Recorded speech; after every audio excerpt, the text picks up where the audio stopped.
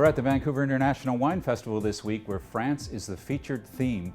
We want to talk a bit about the concept of terroir and some of the notions behind it, how it works. For instance, behind me you can see the sun shining on the hills of West Vancouver.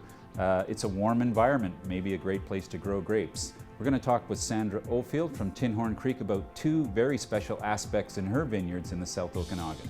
Well, Sandra, you've been 20 years in the Oliver region. Yes. Do you have a sense of terroir now, or a sense of place in the South Okanagan? I think we're finding it. It's taken a little bit of time to get used to the sites that we have, but we're finding it for sure. Yeah. You've made a wine now, 2-bench white, so obviously you have some feeling about the site and the soil in your region. That's right. I mean, it takes a while before you get to know your vineyards, and, you know, basically once we figured them out, we decided to make this wine. So you chose two sites, one on either side of the valley. Can you tell us about the terroir there and how it affects the wine? Sure.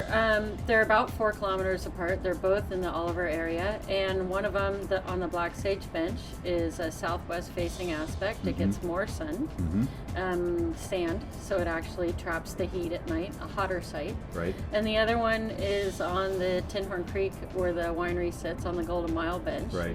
And that one is much cooler. The sun goes down at 3 or 4 in the afternoon, shading it. Morning heavier site. soil. Yeah. So a cooler site then develops a different kind of fruit versus fruit characters? It really helps express the fruit better. I find it preserves the acidity a little bit better, Right. and you get that real natural freshness in the fruit. Yeah. And then you take these 2 benches and you weave your magic to get this 2-bench white. Yeah, we make sure we don't give it any oak, so we just want the fruitiness coming out. We want the hotter site to use the hotter, what I would consider hotter varietals, like the Chardonnay and the Semillon would come from the hotter site. And then the ones that we're looking for more aromatics too, which would be like the Viognier, the Muscat, and the Sauv Blanc, that would come from the cooler site.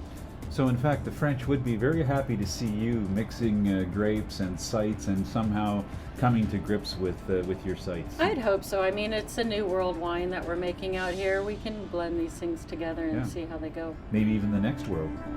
That we are the next frontier. Thanks, Sandy.